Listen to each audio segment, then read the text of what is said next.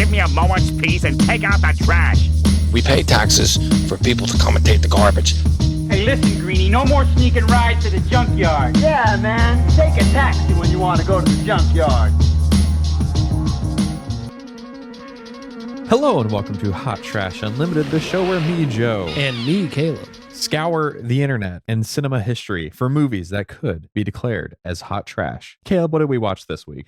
We watched, I'd say, probably the most infamous anime American adaptation. I don't think the most infamous. We'll see. 2008's Speed Racer. Racing's everything. For my family, it isn't just a sport. It's way more important than that. It's like a religion. Are you ready to become a real race car driver? Then sign that contract. He's just trying to scare you, son. What you do behind the wheel of a race car has nothing to do with business. You walk away from me, you walk away from this deal, no matter how well you drive, you won't win, you won't place. I guarantee you right now, you won't even finish the race. You think you can drive a car and change the world? It doesn't work like that. Maybe not. But it's the only thing I know how to do, and I gotta do something. Go, go, go. Each of us are revisiting this film. My second time watching it. It's my third. Okay, I watched it once in college. Okay, so much more recently than I have either time. Film majors really love this movie. Really? Not all of them, but enough of them. And that's usually how you can find the fun ones. The ones who have more than just like the film bro opinions are the ones who like this movie. Yeah. That being said, I'm not one of those people. When I saw it, Throwing your cards out on the table right now. well, at least when I saw it back then, I got a migraine from watching this movie. It was terrible. Yeah. I saw this movie shortly after it came out, probably right after, because we would always get DVDs from the library. Yeah. This was one of them. And I watched it twice that week. I have not seen it since. We were going to see this 2 years ago, right before COVID. It was one of the first things that we had planned that got canceled. What a loss. The Belcourt was going to show it at midnight. Yeah, it was one of their midnight movies, and I really hope that whatever madman on staff there picked it is still working, because I want to see that movie on a big screen now. And it sure ain't ever going to get released by Fathom Events or anything. Oh, no. Maybe they'll have a live action anime thing after Ghibli Fest. Disappointment Fest. Okay, which movie do you think is more infamous than this? Dragon Ball Evolution. See, I don't think as many people realize that movie exists. I think I don't know, man. I feel like Speed Racer left an impression on pop culture in a way that movie just really flew under the radar. I think Speed Racer also has, going forward or going against it, you decide that it was two very big directors at the time who just could not get a hit anymore. Well, I mean, arguably, they have never had a hit since The Matrix. And I feel like fairly people are going back and reevaluating the Matrix sequels. And, there are movies like Cloud Atlas that people are very torn on. But I think this one especially shows that they kind of had lost their spot in the blockbuster market, which is a shame because they bring something unique every time. There is energy and direction to this movie. Joe, you are the expert on anime. Yeah. Tell the listeners what the original Speed Racer is. Oh, good old. I got to make sure I get it right. Good old Mach Go Go Go. Yeah. Was a 1967 anime that somehow made its way over to America at the same time. Was insanely popular. Caleb, in the 4 years that this got broadcast, it had 40 million viewers. That's a lot. That's a lot. Was this before or after Astro Boy? See, I don't know which made it to its way to the States first. Because those two are like, as far as I understand, like the first two shows to come over. And then Akira kind of broke in the film market. That was in like the 90s, though. That was much later. This would have been after Astro Boy. Astro Boy was 1963. Okay.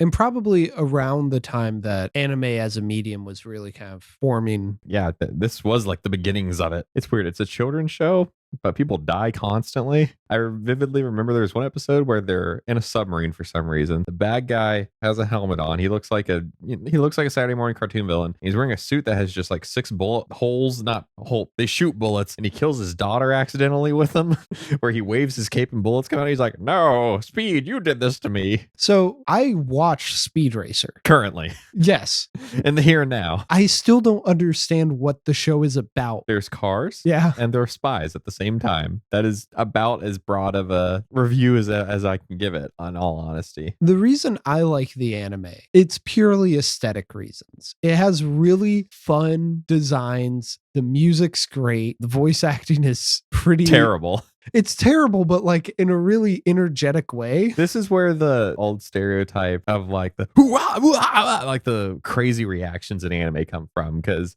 there'll just be a reaction face. Oh, that's also like not dubbed properly too. Yeah. And there's such simplicity to the animation too, which you would not get from this movie. Mm-mm. But it kind of reminds me of like Steve Ditko's art. Yeah. Like in some ways it's kind of stiff, but it's still very kinetic. Yeah. And it's just, I don't know, it has this retro fun thing. That being said, the movie does not have any of those traits. Well, and I do not watch the show for the plot or the characters or anything like that. I can take months off of watching the show and then just come back to it because it's super purely, episodic. Yeah, and it's just purely an aesthetic experience, which you cannot capture in a live action thing. You can capture aesthetic. Well, yes, they capture an aesthetic. It's not that kind of retro 60s aesthetic. I don't know what aesthetic they're going for. Assault of the ocular variety. Well, so for those of you who haven't seen the movie is about, God bless you, there's a family called the Racer family, and their son Speed is kind of the next up and coming racer in this worldwide phenomena that is racing. Their older son, Rex, kind of left the family business and then died. It's pretty obvious that he's a mysterious racer called Racer X. That's a Batman 66. Racer X. Rex.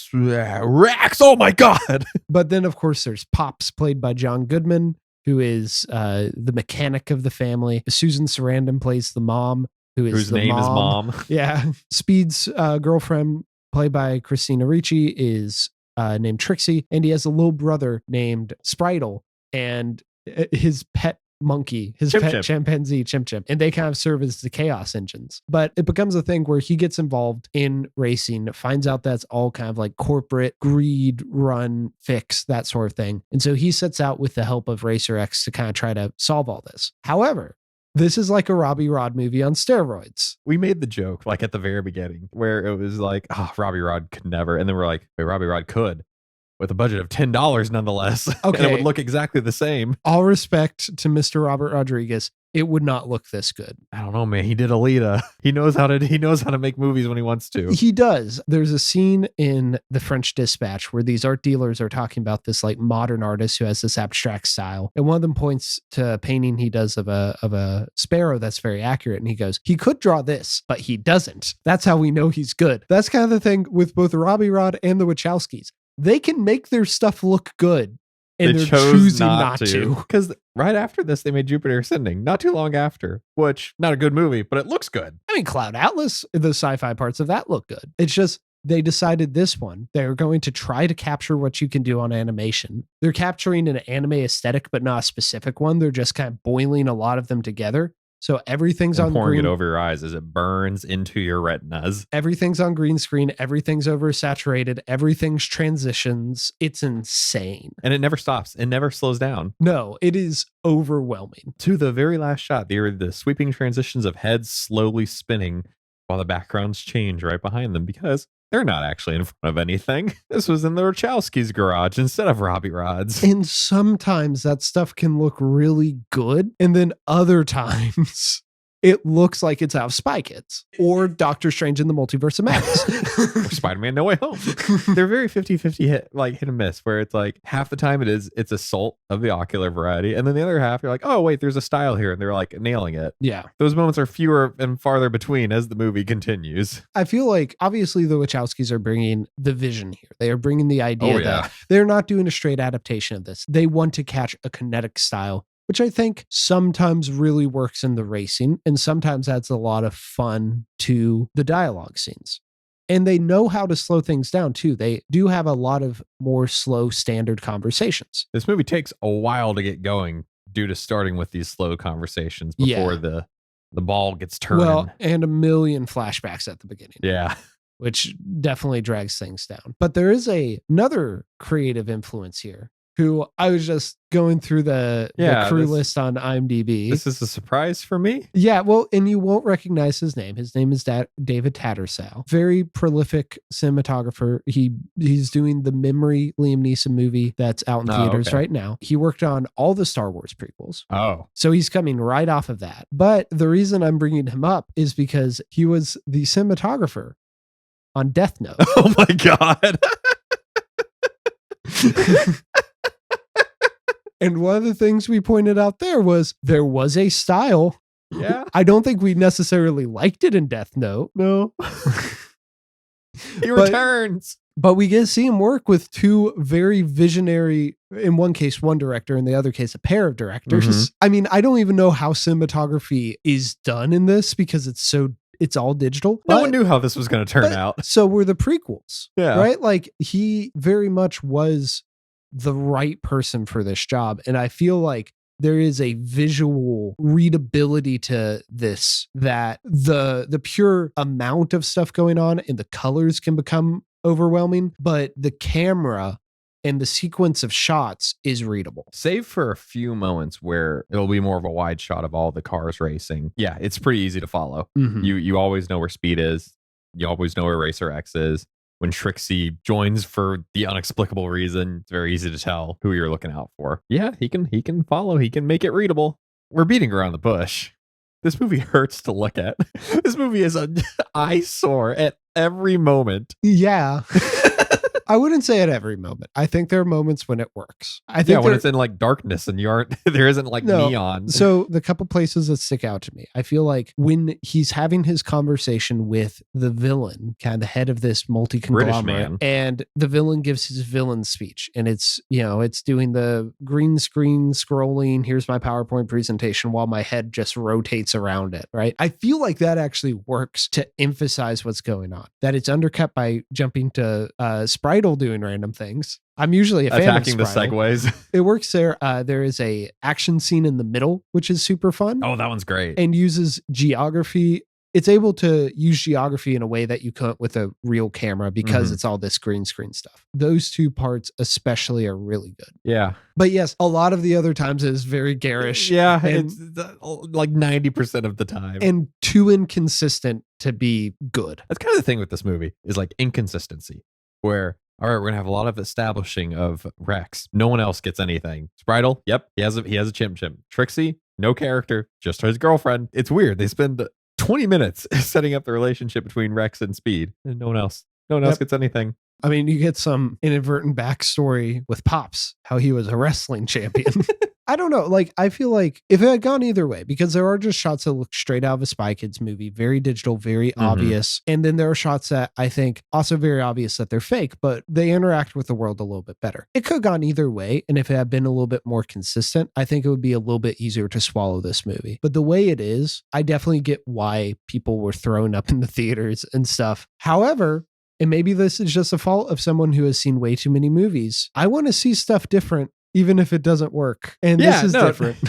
There is a valid attempt here at bringing Speed Racer to the big screen. And I don't care who you are. If you have watched Speed Racer, you cannot look me dead in the face and tell me that this is not the cartoon just real. It is 100% a capture of the energy of the spirit. Maybe it's a little more serious in the show, but this is a 1-to-1 adaptation. I think it's what a kid imagines the show to be, because the show is like, the backgrounds are so simple and it is like 3 frames per second. Like, it is a cheaply animated show. I think this movie is doing a lot more than it ever could. Oh yeah. But in the way that like a kid fills in the gaps when they're watching animation, this is like a kid thinking back to growing up watching this. Yeah. From everything from Speed having no character whatsoever to Spritle to having more screen time than anyone else, and Chimp. It's 1-to-1. Well, in Rex, played by Matthew Fox, height of his career, right in the middle of Lost.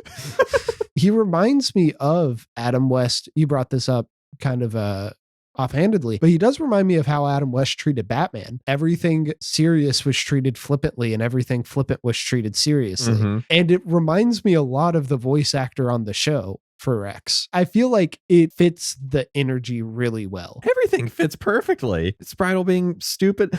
This kid's playing Spritle. I'm so like, I love he's him. amazing. He's great. He is so funny. He's hilarious. He's perfect for this stupid kid. Everyone else is like playing this so straight. And like, I applaud you for trying. Oh, I'm so glad John Goodman's playing it straight. Like, we wouldn't get the classic line. Oh my god, was that a ninja? More like a ninja.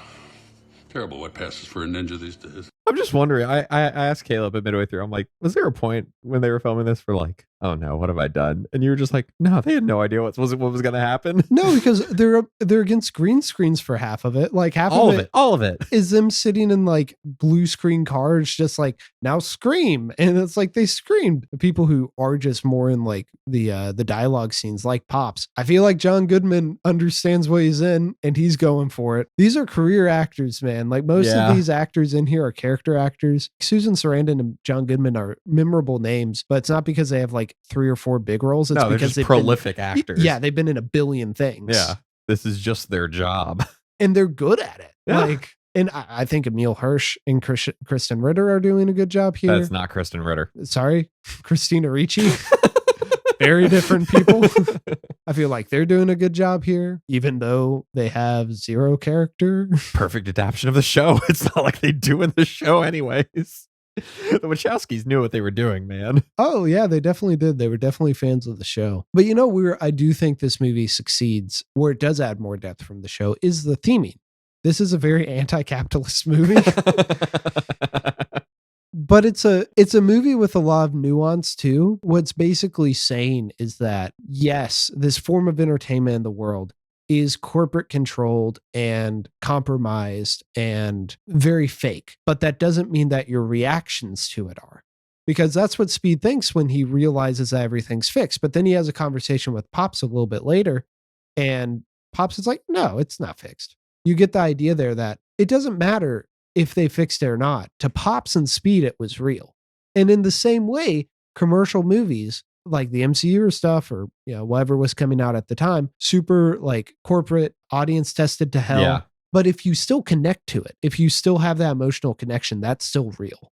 God bless you for finding a deeper meaning in Speed Racer. I think it's honestly all at the surface. Like I think it's pretty obvious here. I mean, it is very surface level, but also this movie's just so garish and so long and so boring at parts that it's like the surface level stuff is on the windshield wipers. It's getting constantly like wiped off while you're like, yep, we're driving through this. But it's so heartfelt, like especially that scene between Pops and Speed. Mm-hmm. Yeah, I can totally buy this. Too bad I'm bored by the rest of the movie. I think we're having opposite reactions here, where you probably like all the racing and stuff more than you like the dialogue stuff. I kind of like the dialogue stuff is mostly what's working for me here. The racing stuff is interesting from an academic level, but that is still the stuff that hurts to watch. It does hurt, but there's fun stuff. I love every time the Mach 5 does a pogo stick flip. Boing, boings through the air. When he finally gets the buttons installed and he's got the buzz saws coming out. It's great. I mean, there are definitely some fun gimmicks there. I like how the different racing teams are themed. There's one that's just Vikings and they get bought off by having a chest of furs brought to them. One of the cars can shoot snakes into the cockpit of the other cars. Like, that's all fun. One throws a honeycomb hive. Yeah. Of bees. That's all fun. But like, you look at Death Note last week, everyone there knew to play it silly. But I feel like they weren't playing it silly out of a respect for the anime, which it didn't need to do. That's not the problem with the movie. The silly parts of that are the best part of the movie. Here, they know how to play it silly because it is a kid's cartoon, but it's clear they do have a respect for Speed Racer. Yeah, they do. It still doesn't work. No, it does not. Or at least not for us. Like I said, I know a lot of people who love it, but... Oh, I like this movie. This movie's hilarious. Like I said, it's the perfect adaptation of the TV show. I'm so sad we didn't get to watch it at midnight at the Bell Court. One of these days. Just need to start sending emails. One of these days we'll get to see that, and we'll get to see Batman 66. That's another thing that the style of this reminds me of. Batman 66, the showrunner, wanted to make it look as much like a comic book as possible. That's why the sound effects are on the screen. I feel like that's the same thing that the Wachowskis are doing here, just they now have a lot more at their disposal. More money. Not just money, but technology. Yeah. maybe limitations are a good thing.